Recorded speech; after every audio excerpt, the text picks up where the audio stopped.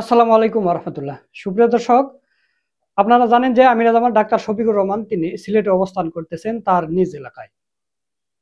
তো গতকাল তিনি সেখানে একটা সুধী সমাবেশের আয়োজন করা হয়েছিল, সেখানে তিনি প্রধান অতিথির অসাধারণ একটা বক্তব্য দিয়েছে, যে ভিডিওটা আপনারা আজকে সন্ধ্যা 7:15 দেখেছেন। তো এখন যে ভিডিওটা আপনাদের দেখাবো, বাংলাদেশ জামাতে ইসলামী সিলেট মহানগরীর উদ্যোগে জুলাই গণ অভ্যুত্থানে শহীদ ও আহতদের স্মরণে আলোচনা সভা করা হয়েছে। সেখানে প্রধান অতিথি হিসেবে উপস্থিত ছিলেন আমিরাজ আমার ডাক্তার শফিকুর রহমান। তো সেখানেও তিনি অসাধারণ একটা বক্তব্য দিয়েছেন। তো দর্শক, আমি এই কথা বারবার বলতেছি যে আমিরাজ আমার ডাক্তার শফিকুর রহমান মঞ্চে উপস্থিত হয়ে পড়ে যাওয়ার কারণে, মানে মহাসমাবেশের আমিরাজ আমার যে কথাগুলো বলতে পারেননি, সেই কথাগুলো কিন্তু সিলেটে গিয়ে বলতেছেন। যে কথাগুলো তিনি সমাবেশে বলতে চেয়েছিলেন, বলতে পারেননি, সেই কথাগুলোই তিনি বলতেছেন। তো দর্শক, আপনাদের প্রতি অনুরোধ থাকবে আপনারা পুরো ভিডিওটা দেখে যাওয়ার চেষ্টা করবেন। তো বেশি দেরি করব না, চলুন আমরা আমিরাজ জামাতের পুরো বক্তব্যের ভিডিওটা দেখে আসি। আলহামদুলিল্লাহি রাব্বিল আলামিন ওয়াসসালাতু ওয়াসসালামু আলা রাসূলিল কারীম ওয়া আলা আলিহি ওয়া সাহবিহি ওয়া আহলি বাইতি আজমাইন।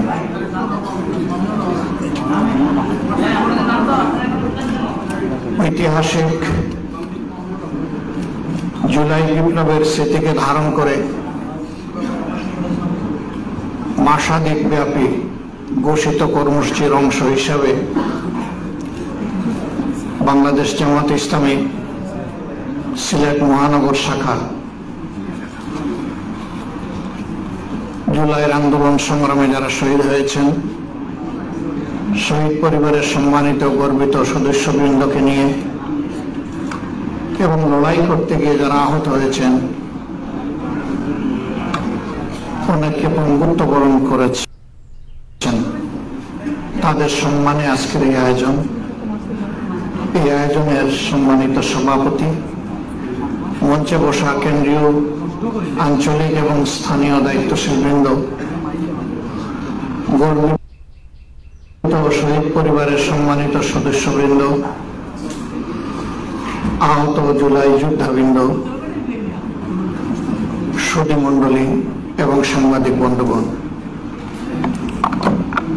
মহান রবের দরবারে হৃদয়ের গভীর থেকে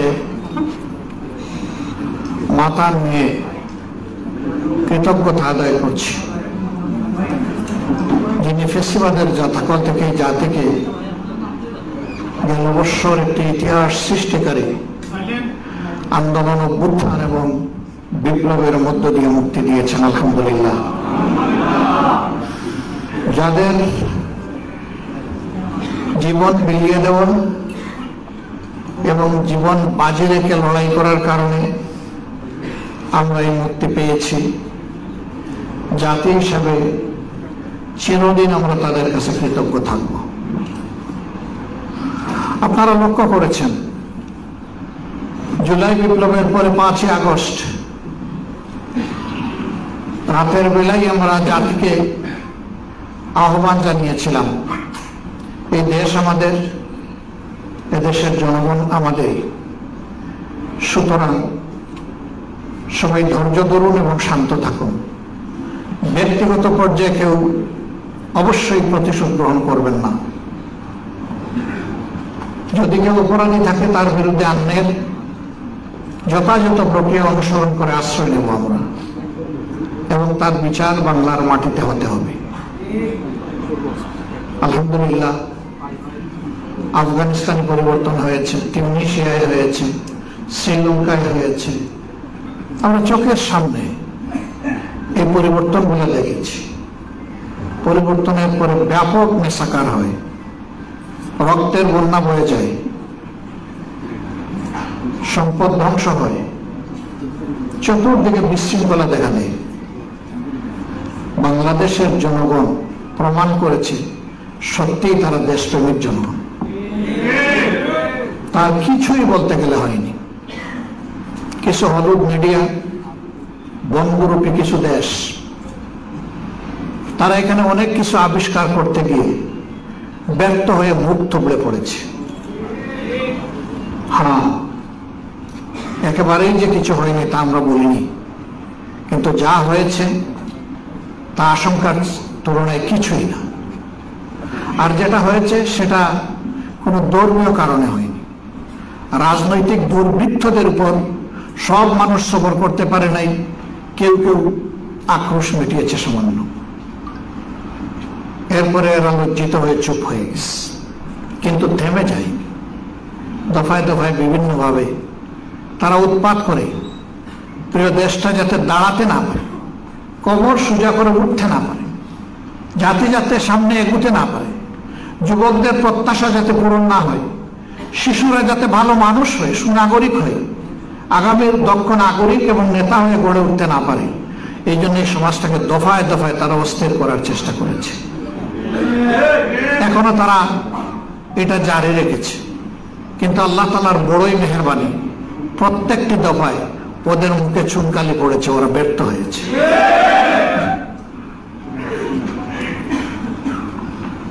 আমরা একটা মুসলিম দল, তবে একমাত্র মুসলিম দল নই।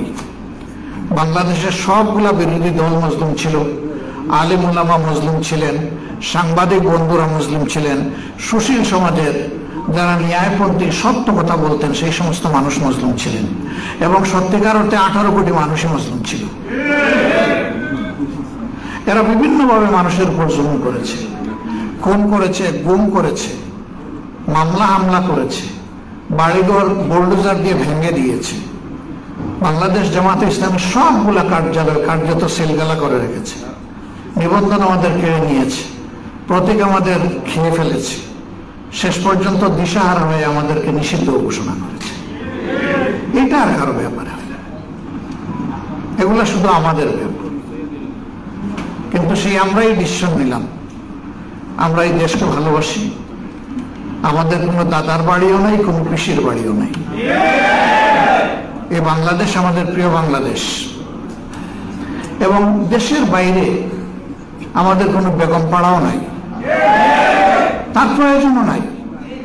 আল্লাহ তাআলা এখানে আমাদেরকে পয়দা করেছেন, এদেশের মানুষকে নিয়ে আমরা বাঁচতে চাই মর্যাদার সাথে। এই মর্যাদা হরণ করা হয়েছিল, ফিরিয়ে আনার জন্য লড়াকু সহযোদ্ধারাই কাজ করেছেন। ছাত্ররা ডাক দিয়েছে, কিন্তু সমাজের কোন শ্রেণী পেশা বাদ যায়নি। আমরা অগ্রাধিকার হিসাবে এই অভ্যুত্থান বা বিপ্লবের পরপরই আমরা ছুটে যাওয়ার চেষ্টা করেছি শহীদ পরিবারগুলোর কাছে, তাদেরকে সান্ত্বনা দিতে, তাদের পাশে দাঁড়ানোর সেই আকাঙ্ক্ষা ব্যক্ত করতে এবং তাদেরকে সাহস যোগাতে যে ঘুরে দাঁড়াতে হবে, এই দেশকে গড়তে হবে। আপনার সন্তান, আপনার পিতা, আপনার স্বামী, আপনার ভাই, আপনার বোন, আপনার মেয়ে, যারাই নিহত হয়েছেন জালিমের হাতে, তাদের নাম, তাদের রক্তগুলা প্রত্যেকটা ফোঁটা সোনার আকর হয়ে এই জাতির বুকে জ্বলজ্বল করবে ইনশাআল্লাহ। আপনারা ভেঙে পড়বেন না, আমরা আপনাদের সাথে আছি, এবং শুধু মুখের কথায় আমরা ছিড়া ভিজাতে চাইনি, আমাদের সামর্থ্য নিয়ে তাদের পাশে দাঁড়িয়েছি। কিন্তু একতার অর্থ এটি নয় যে সামান্য একটু সম্মানের সাথে তাদের হাতে কিছু তুলে দেওয়ার মাধ্যমে তাদের জীবনের সকল দুঃখ কষ্ট দূর হয়ে গেছে বা দূর হয়ে যাবে, এটা আমরা বিশ্বাস করি নাই। আমরা আমাদের নৈতিক দায়িত্বটাই কেবল পালন করার চেষ্টা করেছি। যারা আমাদের এইটুকু সুযোগ দিয়েছেন আমরা তাদের কাছে কৃতজ্ঞ। একটি শহীদ পরিবার কাউকেই দেয়নি, আমাদেরকে প্রথমবার দেয়নি, দ্বিতীয়বার দেয়নি, তৃতীয়বারের সময় বলেছে আসেন। আমরা গিয়েছি, আমরা তাদের কাছে বিশেষভাবে ঋণী। সবগুলা পরিবারকে সামান্য একটু উপহার দেওয়ার সুযোগ পেয়েছি, পরিবারটি নিয়েনি। আত্মবিশ্বাসের সাথে তারা আমাদেরকে বলল যে আল্লাহ আমাদেরকে সচ্ছল রেখেছেন। প্রিয় সন্তান জীবিত থাকা অবস্থায় ছাত্র হয়েও আউটসোর্সিং করে এই দেশটি, তার কোনো অ্যাকাউন্ট ছিল না, মা বাপের নামে অ্যাকাউন্ট খুলে সেখানে 26 লক্ষ টাকা সে রেখে গেছে। এ টাকা দিয়ে স্বামী স্ত্রী দুইজনই আমরা এই সপ্তাহে উমরা করতে যাচ্ছি, আল্লাহর শুকরিয়া আদায় করতে যাচ্ছি। যে জাতির জন্য আমরা আমাদের একটা সন্তানকে উপহার দিতে পেরেছি। আল্লাহু আকবার। আপনারা এই উপহারটুকু যারা শহীদ হয়েছে তার মধ্যে সবচেয়ে গরিব পরিবার যেটা, তাদেরটাও তাদেরকে দিবেন, আমাদেরটাও তাদেরকে দেবেন। তাদের এই নৈতিক মূল্যবোধ, অন্য মানুষের প্রতি তাদের এই শ্রদ্ধা, ভালোবাসা আমাদের চোখের কোণা থেকে পানি পড়েছে যে মানবতা বেঁচে আছে, মরে যায়নি। এই পরিবারটা হচ্ছে শহীদ মীর মুগ্ধের পরিবার।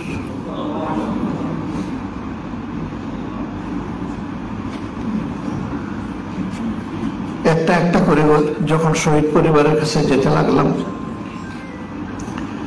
শেষ পর্যন্ত হিসাবের খাতায় দেখলাম দিন আনে দিন খায় যারা শহীদ হয়েছেন তাদের মধ্যে 70% সেই মানুষগুলো শ্রমিক শ্রেণী, খেটে খাওয়া মানুষ। তাদের কোনো সম্পদ ছিল না দেশের জন্য খরচ করার, আল্লাহর দেওয়া একটা পবিত্র জীবন ছিল, সেটাই আল্লাহ তাআলাকে তারা দিয়ে দিয়েছে। আল্লাহু আকবার। আমরা দল হিসাবে তাদের কাছে কৃতজ্ঞ, জাতির একজন নাগরিক হিসাবে কৃতজ্ঞ। আমরা তাদেরকে বলেছি এই আশা আমাদের শুরু, এটা শেষ নয়। আপনাদের সাথে আমাদের সম্পর্ক নিয়মিত থাকবে ইনশাআল্লাহ। আমরা তাদেরকে এটাও বলেছি আপনাদের সাংসারিক জীবনের কোনো বাঁকে যদি আপনারা প্রয়োজন ফিল করেন, দেরি না করে, ইতস্তত না করে একটু আমাদেরকে স্মরণ করবেন। আপনাদের যোগাযোগ করতে দেরি হতে পারে, খবর পেতে পাওয়ার পরে আমাদের আসতে দেরি হবে না ইনশাআল্লাহ, আমরা আসব। আপনাদের সুখের সময় আমাদেরকে স্মরণ করলে ভালো, না করলে কোনো অসুবিধা নেই, কিন্তু আপনাদের দুঃখের সময় যেন মেহেরবানি করে আমাদেরকে একটু স্মরণ করেন, যাতে এই দুঃখের ভাগটা আমরাও নিতে পারি। এই শহীদ পরিবারগুলো আল্লাহ তাআলার দরবারে দুনিয়া এবং আখিরাতে মর্যাদা লাভ করুক, সীমাহীন মর্যাদা লাভ করুক, আল্লাহর দরবারে এটা দোয়া করি। আর প্রিয় শহীদদেরকে আল্লাহ তাআলা যারা জীবন দিয়ে জাতিকে মুক্তি দিয়ে গেল, আল্লাহ তাআলা তাদেরকে জান্নাতের পাক হিসেবে কবুল করুন। যারা আহত হয়েছেন, এখানে আরেকটা বিষয় বলতে হয় প্রসঙ্গত, ইতিহাস অমলিন, কিন্তু মাঝে মাঝে ইতিহাস মলিন হয়ে যায় এবং উল্টাপাল্টা হয়ে যায়। এই জন্য এই ইতিহাসকে ধরে রাখার জন্য আমাদের উপরে বহুমুখী চাপ, আমাদের সীমাহীন সীমাবদ্ধতা, তারপরে আমরা সাহস করে আল্লাহর উপর ভরসা করে হাত দিলাম যে আমরা প্রত্যেকটি শহীদের প্রোফাইল অবশ্যই তৈরি করব ইনশাআল্লাহ। প্রথমত 10টা ভলিউম তৈরি করে এটা অবমুক্ত করা হয়েছে, লঞ্চিং করা হয়েছে। এরপরে আরো 2টা ভলিউম আলহামদুলিল্লাহ ইতিমধ্যে পূর্ণ হয়েছে। প্রত্যেকটি শহীদ পরিবারে আমরা চেষ্টা করেছি সেই স্মৃতিকথাগুলো পৌঁছে দিতে। আমাদের এই প্রক্রিয়া চলমান আছে, এখনো যার খবর পাচ্ছি আমরা তার কাছে ছুটে যাচ্ছি। তবে শতবার চেক এবং কাউন্টার চেক করে 100% নিশ্চিত না হওয়া পর্যন্ত আমরা এই বইয়ে কারো নাম তুলে আনছি না। কারণ আমরা চাই না একটা বিতর্কিত মানুষ এখানে আসার পরে যেন সমস্ত ইতিহাস মান হয়ে যায়। আপনারা দোয়া করবেন, মানুষ ভুল ত্রুটির ঊর্ধ্বে নয়, কিন্তু এই সেন্সিটিভ বিষয়টা আল্লাহ যেন আমাদেরকে বিশেষভাবে সাহায্য করে। অনেকে অবাক হয়েছে যে এই স্বল্প সময়ে মাত্র 6 মাসের ভিতরে আপনারা এই অসাধারণ কাজটি কিভাবে করলেন। আমি বলি যে আপনাদের দোয়া ছিল আর সকলের সহযোগিতা ছিল, বিশেষ করে আল্লাহ তাআলার সাহায্য ছিল, এই জন্য সম্ভব হয়েছে। আমরা এবার আমাদের আহত পঙ্গু ভাই বোনদের ব্যাপারে হাত দিয়েছি, তারও 2টি ভলিউম ইতিমধ্যে সম্পন্ন হয়েছে। আমার ধারণা এটা 50 ভলিউমের ঊর্ধ্বে হবে। আমরা থামবো না ইনশাআল্লাহ, আমরা খুঁজে খুঁজে সবাইকে বের করব এবং তাদেরকে ইতিহাসের পাতায় তুলে আনবো। এই কাজটি কোনো দলের ছিল না, এটা সরকারের ছিল। আমরা বিস্মিত, আমরা অবাক, সরকার কেন এই কাজ করে নেই। অথবা করার কোনো আগ্রহ পর্যন্ত তারা প্রকাশ করে নেই। এই সরকার তো রক্তের উপর বসা, শহীদ এবং আহত ভাই বোনদের রক্তের উপর বসা। শহীদ পরিবারের কাছে তারা যাবেন, অনেক আশার বাণী তারা শুনিয়েছেন। কতটুকু গিয়েছেন না গিয়েছেন এই ব্যাপারে আমি কোনো কথা বলতে চাই না। এর বাস্তব সাক্ষী হচ্ছে শহীদ পরিবার। আহতদের চিকিৎসার নিশ্চয়তা দিয়েছিলেন, কিন্তু আহতরাই তার সাক্ষী, তারা সেই নিশ্চয়তার ওয়াদা পূরণ করতে পারেননি বা করেনি। এই ক্ষেত্রে বারবার আমরা তাগদা দেওয়া সত্ত্বেও তাদেরকে আমরা দুর্বল দেখতে পেয়েছি। একটা দল হিসাবে আমরা 3টা দেশকে অনুরোধ করেছিলাম, আপনারা মেহরবানি করে এগিয়ে আসুন, আপনাদের সামর্থ্য আছে এবং স্বাস্থ্য সেবায় আপনারা আমাদের চেয়ে বহু অগ্রসর হয়ে আছে। এর মাঝে 2টা দেশ চমৎকারভাবে সাড়া দিয়েছে। তারা তাদের মেডিকেল টিম পাঠিয়েছে, 1 মাস 1.5 মাস এখানে থেকে তারা যতটুকু পেরেছে তারা সেবা দিয়েছে। আমরা বলাই যদি এতটুকু হয়, সরকার বললে তো 50টা দেশ এখানে আসত। সরকার বললে তো 50টা দেশ ভাগ করে নিয়ে যেত। যারা চোখ হারিয়ে অন্ধ, এক চোখ নষ্ট হয়েছে, আরেক চোখ তার ঝুঁকিতে পড়েছে, অন্তত তার বেঁচে যাওয়া চোখটা তো সুস্থ হয়ে উঠত। কিন্তু সেই ক্ষেত্রে প্রচন্ড ঘাটতি। সরকারের ভালো কাজে অবশ্যই আমাদের সমর্থন থাকবে, কিন্তু সরকারের যে জায়গায় দুর্বলতা সেই জায়গায় আমরা ছাড় দিয়ে কথা বলার মানুষ নই। সত্য কথা আমাদেরকে বলতেই হবে। কতটুকু এই সরকার করতে পারবে বা করবে আমরা জানি না, কিন্তু আমাদের দাবি চলমান থাকবে। আমরা আমাদের সীমিত সামর্থ্যের জায়গা থেকে যতটুকু পারি আমাদের ভাই বোনদের পাশে দাঁড়িয়েছি। আমাদের কর্তব্য দুটো আমরা নির্ধারণ করেছি, একটা পরিবারের পাশে দাঁড়ানো, আরেকটা খুনিদের বিচার নিশ্চিত করা। এই জন্য মূল থেকে এই দাবি আমরা জোরালো করে তুলে ধরেছি। সারা দেশে আমরা আমাদের আইনজীবীদেরকে অনুরোধ করেছি, খুনিদের পক্ষে আপন ভাই হলেও কেউ দাঁড়াবেন না, আদালতে কেউ দাঁড়াবেন না। আপনারা এক জায়গায় একটু বিচ্ছিন্ন হয়েছে, সাথে সাথে আমরা গলা চেপে ধরেছি যে আপনার এই সম্পর্ক কি জাতির দায়িত্ববোধের চাইতে বড়? কেন আপনি এটা করতে গিয়েছেন? তারা লজ্জিত অনুতপ্ত হয়ে ক্ষমা চেয়েছে। এই ক্ষেত্রে আমাদের অবস্থান 0 টলারেন্স। সম্মানিত ভাই বোনেরা, বাংলাদেশ আমাদের সকলের। এই দেশকে বুকে নিয়ে বাঁচতেছি এবং আল্লাহ যদি কবুল করেন এই দেশেই মরতে চাই। আমরা রাজনীতির ঝুঁকি আসলে দেশ ছেড়ে চলে যেতে চাই না। কোথায় যাব? আমরা কোনো দুনিয়ার বেহেশত কামনা করি না, আমরা আল্লাহ তাআলার কাছে সত্যিকারের বেহেশত পেতে চাই।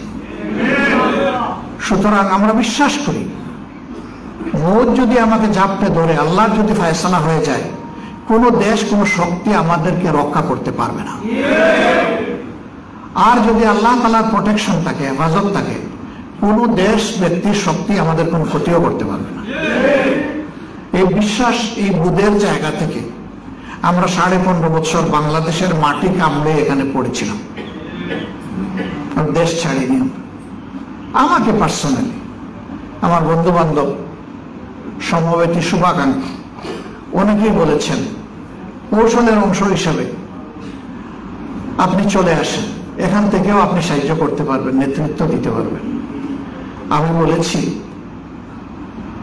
একটা নামাজের জামাত শুরু হয়েছে, লোকেরা সেজদায়, আর আমি মেহরাবের জানালা দিয়ে পালিয়ে যাব, আমি সেই লোক নই। আমার জন্য দোয়া করেন, আমি যেন এখানেই থাকতে পারি। এটা শুধু আমি না, আমার অনেক সহকর্মীর ব্যাপারে এক ধরনের অফার এসেছে। কোনো কোনো দেশ আমাদেরকে বলেছে আপনারা আসুন, আমরা আপনাদেরকে বুক পেতে নেব এবং আপনাদের নিরাপত্তা আমরা দেব। আমরা বলেছি আপনাদের বুকের বিছানায় জায়গা চাই, কিন্তু নিরাপত্তা আল্লাহ তাআলার কাছে চাই। সম্মানিত ভাই বোনেরা, বিশেষ করে শহীদ পরিবার এবং আহত যারা, আমরা কথা দিচ্ছি, জানি না আল্লাহ তাআলার ফয়সালা কি হবে। আগামীর একটি দুর্নীতিমুক্ত মানবিক বাংলাদেশ গড়ার ক্ষেত্রে আল্লাহ যদি আমাদেরকে কবুল করেন, তাহলে সরকারের দায়িত্ব যদি আমাদের উপর আসে, আল্লাহ ভালো জানেন, এটা আল্লাহর ফয়সালার বিষয়। আল্লাহ তাআলার ফয়সালা এবং মানুষের ভালোবাসা সমর্থন। তাহলে আমাদের প্রথম কাজ হবে শহীদ এবং আহতদের ব্যাপারে যথাযথ সম্মান প্রদর্শন করা। এটা মুখের শুকনা কথায় চিড়া বিজানো নয়। তারা কেউ এই যুদ্ধের ময়দানে যাননি সরকার থেকে কোনো আর্থিক আনুকূল্য পাওয়ার জন্য, তারা গিয়েছেন জাতিকে মুক্ত করার জন্য। যারা জীবনের কোনো চাহিদা ছাড়াই এইরকম গিয়েছেন, তাদের ব্যাপারে এত হিসাব নিকাশ আবার কিসের? রাষ্ট্রীয় ট্রেজারির হাত তাদের দিকে যাচ্ছে না কেন? একদিকে বিভিন্ন বাজেট পাশ হয়, এর আগে এই বাজেট কেন পাশ হলো না? আল্লাহ যদি সুযোগ দেন, আমরা কোথায় নয় বাস্তবে প্রমাণ করার চেষ্টা করবো ইনশাআল্লাহ। আল্লাহ দিবেন কিনা এটা তার ফয়সালার বিষয়। কেন এই শহীদরা লড়াই করেছে? শুধু কি আওয়ামী লীগকে বিদায় করার জন্য? বরঞ্চ দেশটাকে জুলুম মুক্ত করার জন্য, আবর্জনা মুক্ত করার জন্য। তাহলে দেশ কি জুলুম মুক্ত হয়ে গিয়েছে? দেশে কি এখন কোনো অন্যায় অপরাধ হচ্ছে না? দেশে কি এখন খুন খারাপে হয় না? আমার মায়ের ইজ্জত লুণ্ঠন হয় না?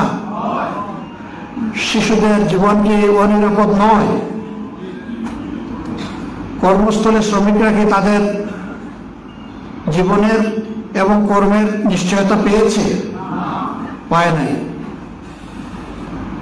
আল্লাহর কসম, আমাদের রাজনীতি এই জন্য নয় যে আমরা ক্ষমতার তক্তে বসে, চেয়ারে বসে বাংলাদেশের কোন সম্পদ কিভাবে নিজের এবং শ্বশুর পরিবারের আয়ত্ত করা যায় সেই চেষ্টা করব।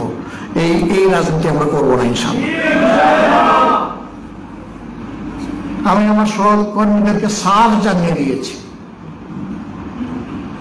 আগামীর রাজনীতিতে বাংলাদেশ জামাতে ইসলামের দায়িত্ব হবে নিজের বাবার সম্পত্তি এবং নিজের সম্পত্তি থেকে জনগণের জন্য খরচ করা। যারা সামাজিক দায়িত্বে নির্বাচিত হবেন, তারা আগে দলের কাছে তাদের সম্পদ বিবরণী জমা দেবেন, তারপরে দেশের কাছে জমা দেবেন। প্রতি বছর এই বিবরণী দিবেন, আমরা যাচাই বাছাই করে দেখবো আপনার হালত কি দাঁড়িয়েছে। এবং শুধু তাই না, 18 কোটি মানুষের চোখ থাকবে আপনারা কিভাবে কোথায় কি করেন না করেন। আর আল্লাহ তাআলার ফেরেশতাদের চোখ থাকবে নির্ভুল চোখ। সেইটা নিয়ে আগামীর দুর্নীতিমুক্ত বাংলাদেশ আমরা গঠন করার অঙ্গীকার ব্যক্ত করেছি। আলহামদুলিল্লাহ,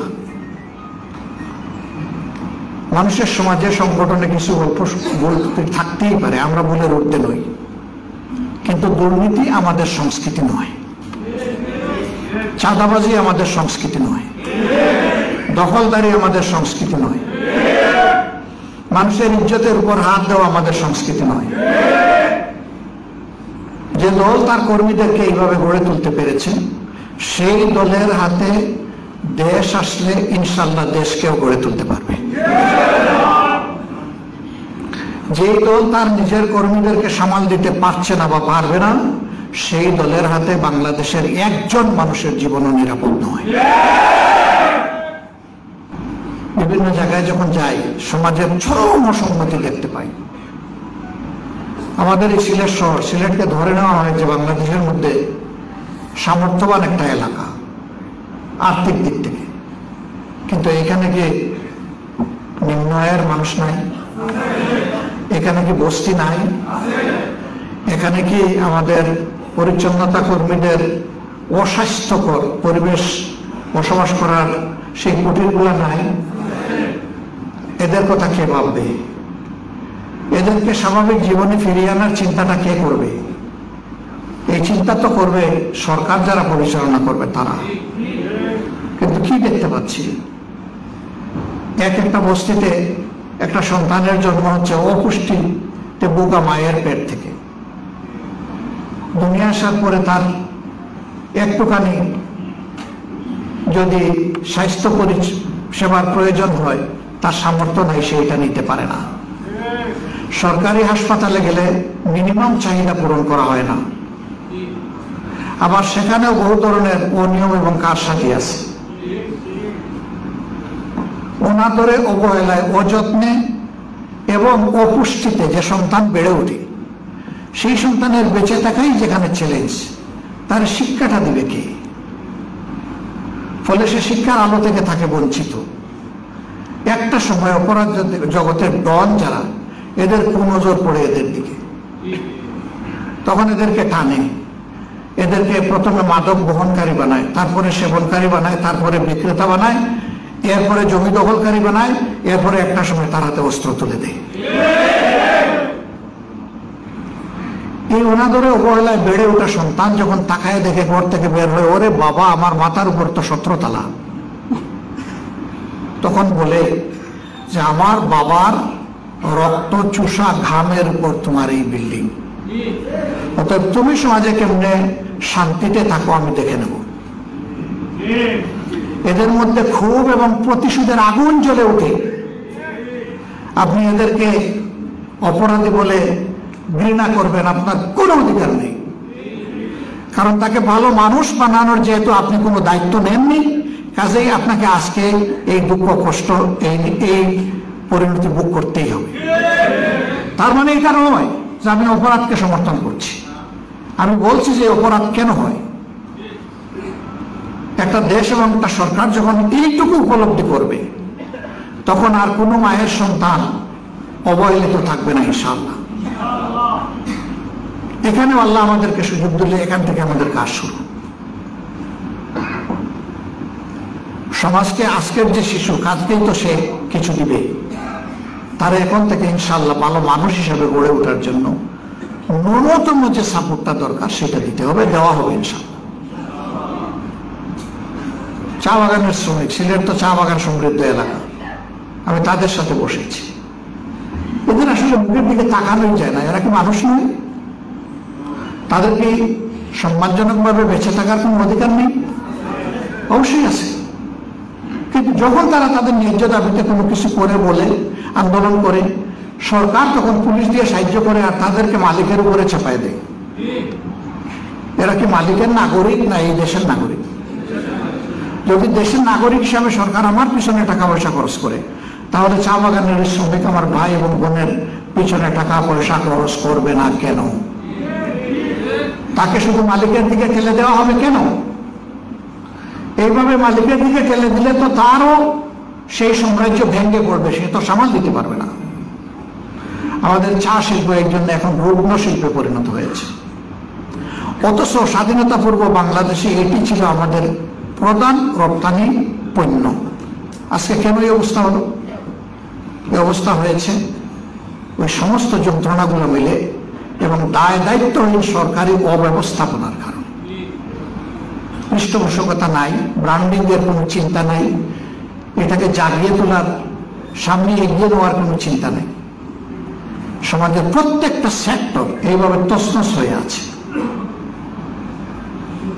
যেখানে আপনি চোখ ফেলবেন, আপনি যদি একজন হৃদয়বান নাগরিক হয়ে থাকেন, সব জায়গায় দেখবেন অসঙ্গতি, সব জায়গায় সিন্ডিকেটের কবলে পড়ে সাধারণ জীবনে মানুষের জীবন অতিষ্ঠ। এই যে সাধারণ জিনিসপত্রের যে মূল্য, দ্রব্য মূল্য, যেটা যদি সিন্ডিকেট বন্ধ হয়ে যায়, মিনিমাম 40% দাম অটোমেটিক্যালি কমে যাবে। তাহলে যারা সিন্ডিকেট করে, যারা চাঁদাবাজি করে জিনিসপত্রের দাম বাড়ায়, তারা আসলে ভিক্ষুকের চাইতে আরো নিকৃষ্ট। আরে ভাই, ভিক্ষা তো হারাম না, ভিক্ষা তো হালাল। দায়ে থেকে আপনি ভিক্ষা করলে আল্লাহ তো সেই সুযোগ দিয়েছেন, এটা হালাল। তো যদি ওরকম পেটের অবস্থা দাঁড়িয়ে যায়, আপনি ভিক্ষা করেন, কিন্তু আপনি সিন্ডিকেশন কেন করবেন? আপনি কেন চাঁদাবাজি করবেন? এটা আমি কোনো দলকে নির্দিষ্ট করে বলছি না, এরকম চরিত্র যে সমস্ত ব্যক্তির, আমি তাদেরকে বলছি। এখন তিনি যদি কোনো দলের সদস্য কিংবা নেতা হন, আমার কিছু করার নাই। সাফসুফা কথা এই সমাজের স্বার্থে বলতেই হবে। সম্মানিত ভাইয়েরা, বিভিন্ন দেশ বিদেশ যখন ঘুরাই, এ কথাটা আমি আগেও বলেছি, সেই দেশের যাদের সাথে বসি রাষ্ট্রীয় পর্যায়ে এবং বেসরকারি পর্যায়ে, তাদেরকে যখন বলি যে আমাদের দেশের ব্যাপারে তোমাদের কি পরামর্শ, কি পর্যবেক্ষণ, কই যে তোমাদের জাতি খুব চমৎকার একটা জাতি। কিভাবে? কই যে তোমাদের জাতির লোকরা আমাদের দেশে যারা আছে তাদের সার্ভিসের উপর আমাদের সমাজে গিয়ে যাচ্ছে, কিন্তু তোমাদের নেতৃত্বের দুর্নীতির কারণে তোমাদের দেশ আগাচ্ছে না। এই জায়গাটা যদি তোমরা ঠিক করে ফেলতে পারো, তাহলে তোমাদের জাতি ম্যাক্সিমাম 20 থেকে 25 বৎসরের ভিতরে বুক উঁচু করে, মাথা উঁচু করে দাঁড়িয়ে থাকা একটা জাতি হয়ে যাবে। আমরা বলেছি একটা যুদ্ধ হয়েছে ফ্যাসিবাদের বিরুদ্ধে, ইনশাআল্লাহ আরেকটা যুদ্ধ দেশবাসীকে সাথে নিয়ে আমরা করব দুর্নীতির বিরুদ্ধে। এবং এই যুদ্ধে যেমন ফ্যাসিবাদের বিরুদ্ধে আল্লাহ আমাদেরকে মেহরবানি করে বিজয় দিয়েছেন, ইনশাআল্লাহ এই যুদ্ধে বাংলাদেশের জনগণের বিজয় হবে ইনশাআল্লাহ। এরপরে আমি বিশ্বাস করি 20 নয় 25 নয়, একটা দায়িত্বপরায়ণ খোদাবিরু সরকারের হাতে যদি দেশ পরিচালনার দায়িত্ব পড়ে, 5 বৎসরে এই জাতির চেহারা বদলে যাবে ইনশাআল্লাহ। আমাদের ছাত্র সমাজ, তাদের উপর শিক্ষা নামের অভিশাপ চাপিয়ে দেওয়া হয়েছে। এই শিক্ষার কাগজের বান্ডিল নিয়ে দুনিয়ার কোথাও কোনো মূল্যায়ন পাওয়া যায় না, নিজের দেশেও পাওয়া যায় না। এই অতর্ব অপদার্থ শিক্ষা তো আমরা চাই না আমাদের সন্তানদের জন্য। আমরা সেই শিক্ষা চাই যে শিক্ষায় প্রত্যেকটি তরুণ তরুণী, যুবক যুবতী বিশ্বাস করবে যে আমি শুধু আমার মেধা আর আমার বাপের টাকায় আজকে এখানে আসি নাই, বরঞ্চ জনগণের প্রত্যেকটি মানুষের কন্ট্রিবিউশন, অবদান আছে আমাকে এই জায়গায় আনতে। একজন ভিক্ষুক ভাই বোনেরও আছে, কারণ সেও কিন্তু, তারও পেট আছে, সেও জিনিসপত্র কিনে, ওখানে তাকে ব্যাগ দিতে হয়। ট্যাক্স এবং বিদেশি ঋণ, এই দুইটা নিয়ে সবকিছু চলে সরকারের।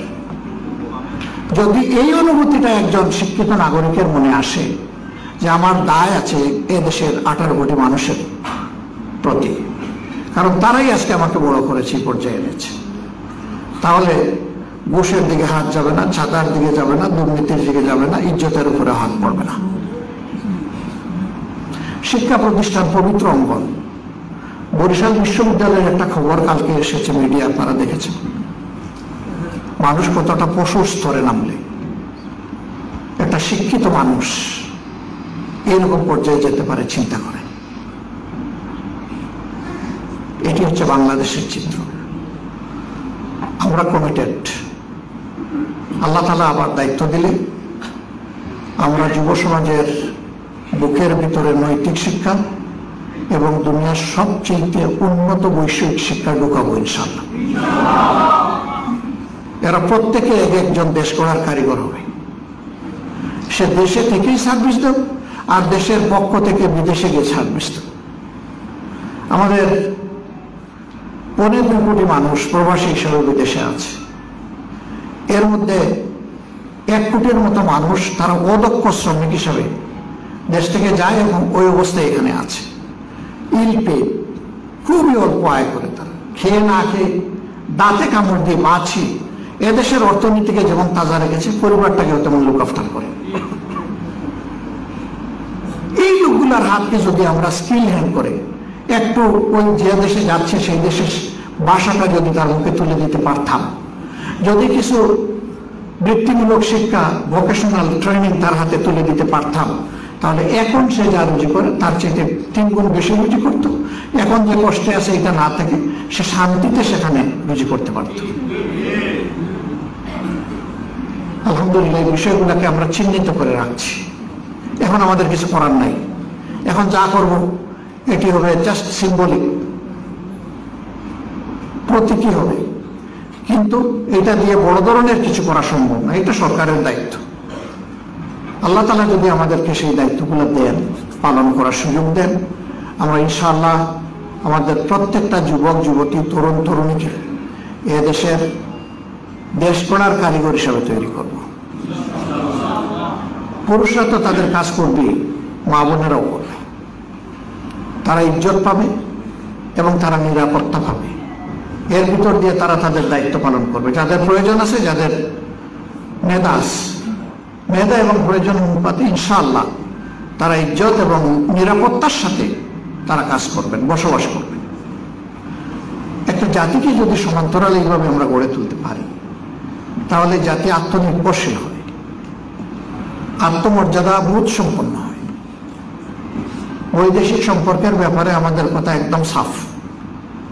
আমরা কোথাও একেবারে বাস্তবিক অর্থে ইনডিড আমরা কারো কোনো প্রভুত্ব মানব না।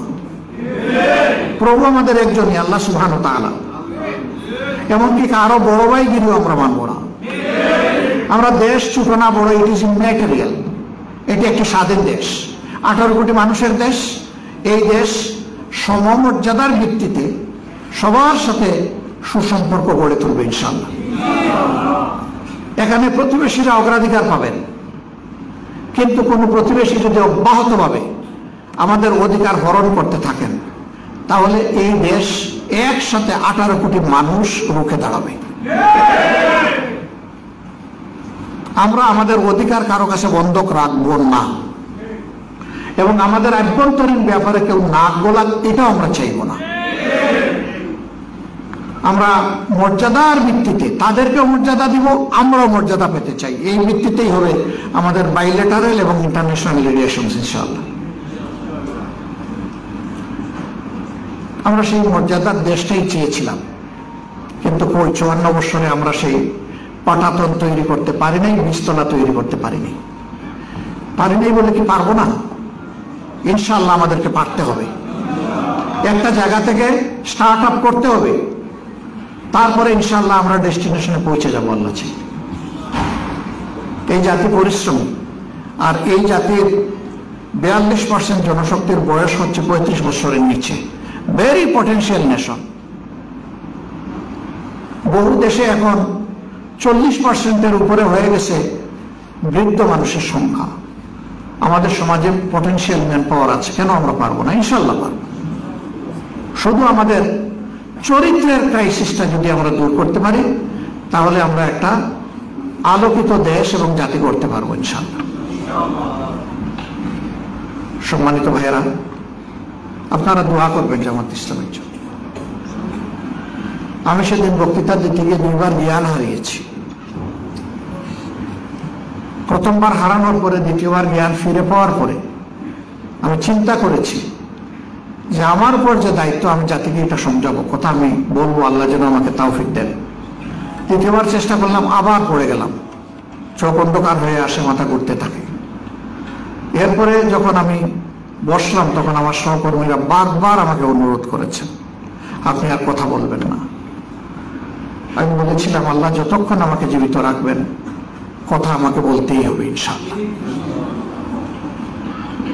লড়াই আমরা চালিয়ে যাব মানুষের মুক্তির জন্য, যত সময় পর্যন্ত আল্লাহ আমাদেরকে হায়াত দিয়েছে। আমরা থামবো না ইনশাআল্লাহ। হ্যাঁ, জামাতে ইসলামী একাই দেশ বদলাতে পারবে না, করতে পারবে না। এখানে সারা দেশবাসীর সহযোগিতা আমাদের প্রয়োজন হবে। সকল দল, মতের, ধর্মের মানুষের সহযোগিতা আমাদের প্রয়োজন হবে।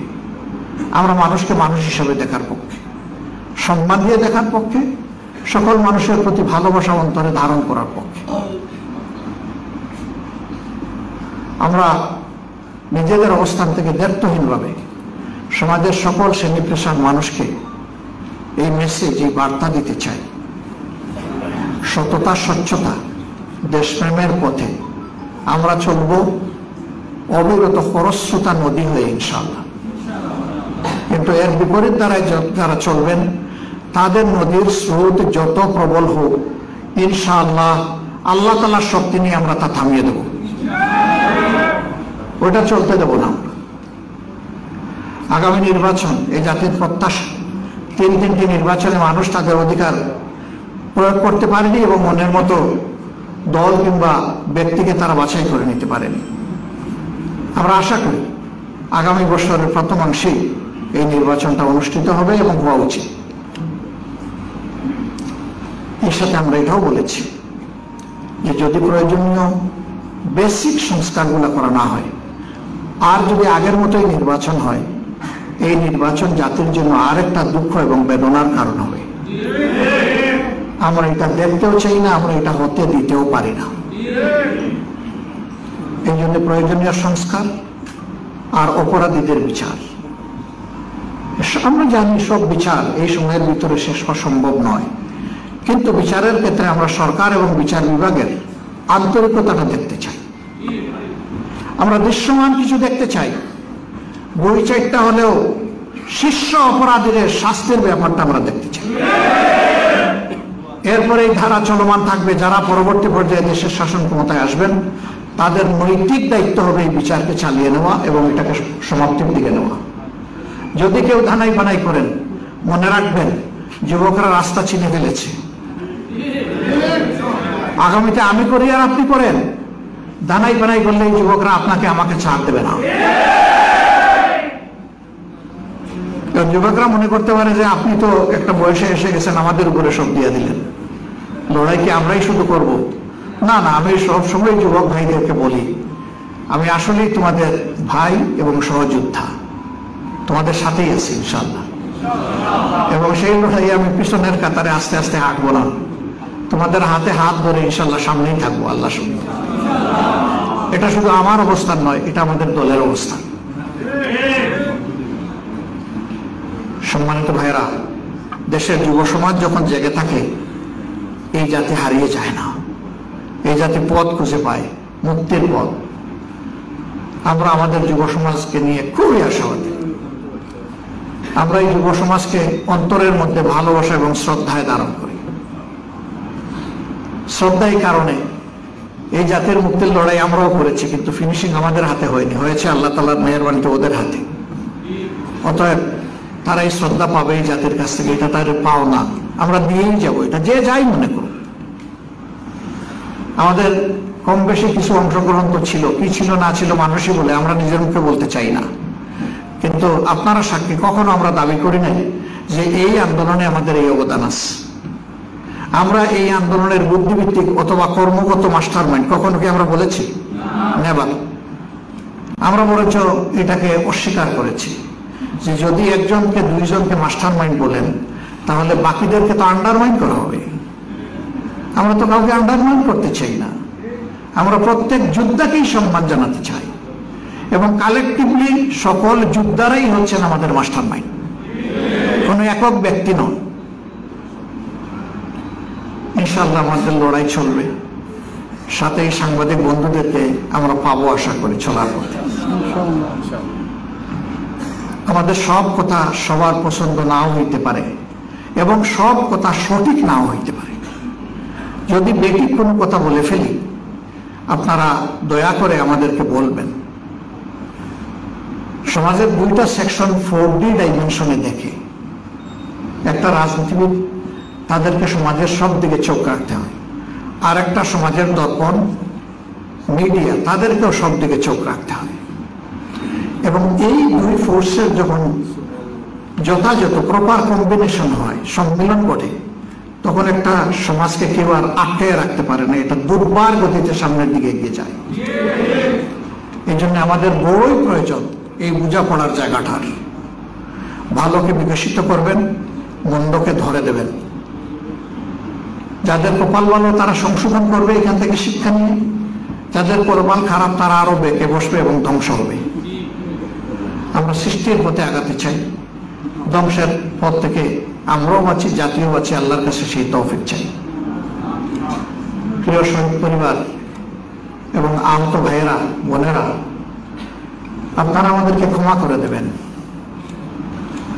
অনেক দায়িত্ব আপনাদের প্রতি, স্রেফ খুশি করার জন্য এই কথা বলছি না, আল্লাহকে সাক্ষী রেখে হৃদয়ের গভীর থেকে বলছি। আমার বিবেক বলে এই দায়িত্ব আমরা যথাযথভাবে পালন করতে পারিনি। আমাদের সদিচ্ছা থাকলেও আমরা পারিনি।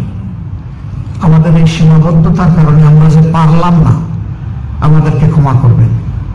কিন্তু আগামী দিনের অঙ্গীকার পূরণে আমরা যাতে পারি, সেই জন্য আমাদের আগে একটা হৃদয় বিদারক ঘটনা ঘটেছে মাইলস্টোন স্কুল এন্ড কলেজের উপরে। এখানেও যারা নিহত হয়েছেন, দোয়া করি আল্লাহ তাদেরকে শহীদ হিসেবে কবুল করুন। একজন শিক্ষিকা, তিনি যথাযথ একজন শিক্ষিকার পরিচয় দিয়েছেন, মাহেরুন চৌধুরী। আমি বলি না, তিনি যথাযথ একজন মায়ের পরিচয় দিয়েছেন, হতে পারেন না, কিন্তু তিনি তার জীবনটা উপহার দিয়ে মায়ের পরিচয় দিয়ে দুনিয়া থেকে বিদায় নিয়েছে। দোয়া করি আল্লাহ তাআলা তাকে জান্নাতুল ফেরদাউসের উচ্চ মাকাম দান করুন। তাকে এবং যারাই নিহত হয়েছে তাদের সবাইকে আল্লাহ তাআলা শহীদ হিসেবে কবুল করুন, আর পরিবারগুলোকে আল্লাহ তাআলা সর্বোচ্চ দরজা দান করার তৌফিক দান করুন। এর বিনিময়ে দুনিয়া আখিরাতে আল্লাহ তাআলা তাদেরকে সম্মান এবং মর্যাদা দান করুন।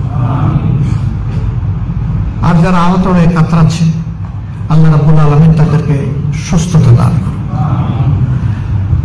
আসুন আমরা এই জাতির জন্য একটা হাত তুলে দোয়া করি আল্লাহ তাআলার দরবারে।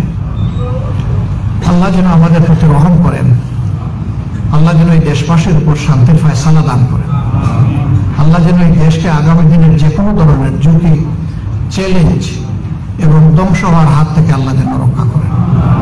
আল্লাহুম্মা সাল্লি আলা মুহাম্মাদিন ওয়া আলা আলি মুহাম্মাদ কামা সাল্লাইতা ওয়া সাল্লামতা ওয়া বারাকতা আলা ইব্রাহিম ওয়া আলা আলি ইব্রাহিম ইন্নাকা হামিদুম মাজিদ। আল্লাহুম্মা বারিক আলা মুহাম্মাদিন ওয়া আলা আলি মুহাম্মাদ কামা বারাকতা আলা ইব্রাহিম ওয়া আলা আলি ইব্রাহিম ইন্নাকা হামিদুম মাজিদ। আস্তাগফিরুল্লাহ আস্তাগফিরুল্লাহ আস্তাগফিরুল্লাহ আল্লাযী লা ইলাহা ইল্লা হুয়াল হাইয়ুল কাইয়্যুম ওয়া আতুবু ইলাইহি ওয়া লা হাওলা ওয়া লা কুওয়াতা ইল্লা বিল্লাহ। আলহামদুলিল্লাহ আলহামদুলিল্লাহি রাব্বিল আলামিন والصلاة والسلام على رسوله الكريم وعلى آله وصحبه وأهل بيته أجمعين. ربنا ظلمنا أنفسنا وإن لم تغفر وترحمنا لنكونن من الخاسرين. ربنا آتنا في الدنيا حسنة وفي الآخرة حسنة وقنا عذاب النار وقنا عذاب القبر وقنا عذاب يوم الحشر يا رب العالمين। আসমান জমিনের মালিক আল্লাহ, আমরা কিছু গুনাহগার তোমার মেহরবানি একত্রিত হয়েছি। আল্লাহ তুমি আমাদেরকে ক্ষমা করে দাও। আর রব্বুল আলামিন, আমরা যে কথাগুলো বলেছি এর মধ্যে কোনো সীমা লঙ্ঘন হলে তুমি ক্ষমা করে দাও, আর যেগুলা সঠিক এগুলোর উপর আমাদেরকে আমল করার তৌফিক। আর রব্বুল ইজ্জত, এই জাতির মুক্তির জন্য এ আল্লাহ তোমার যে বান্দারা বান্দিরা জীবন দিয়ে গেছে, আল্লাহ ও আল্লাহ তুমি তাদেরকে জান্নাতের পাখি হিসেবে কবুল করো। আল্লাহ মুহাক্কিক শহীদ হিসেবে কবুল করো। আল্লাহ চোখ হারিয়ে, পা হারিয়ে, হাত হারিয়ে, আল্লাহ আজকে যারা কেবল তোমার রহমতের উপর ভরসা করছে, আল্লাহ এই জিন্দা শহীদ গুলা তুমি অভিভাবক হয়ে দাও। আল্লাহ আল্লাহ এই জাতিকে মন দাও, কৃতজ্ঞতা মন দাও, আমরা যেন তাদের ঋণ পরিশোধ করতে পারি এই শক্তি আমাদেরকে দাও। আল্লাহ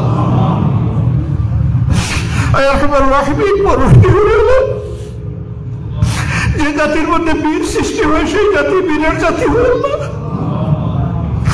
আল্লাহ তুমি আমাদের মায়েদের গর্বে বেশি বেশি করে বীর পয়দা করে দাও।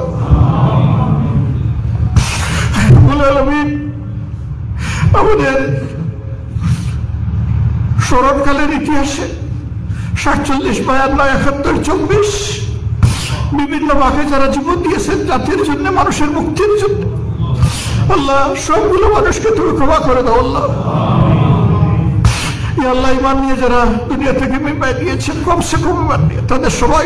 সুপ্রিয় দর্শক, আপনারা আমিরে জামাতের পুরো বক্তব্যের ভিডিওটা দেখলেন। তো আমিরে জামাতের এই বক্তব্যটা আপনাদের কাছে কেমন লেগেছে তা অবশ্যই কমেন্ট করে জানিয়ে দেবেন। ভিডিওটা ভালো লাগলে শেয়ার করবেন। নিত্য নতুন এরকম জামাত শিবিরের আপডেট ভিডিও পেতে আমাদের চ্যানেলটা সাবস্ক্রাইব করে রাখবেন। আজকের ভিডিও এই পর্যন্ত, সকলকে ধন্যবাদ। আসসালামু আলাইকুম ওয়া রাহমাতুল্লাহ।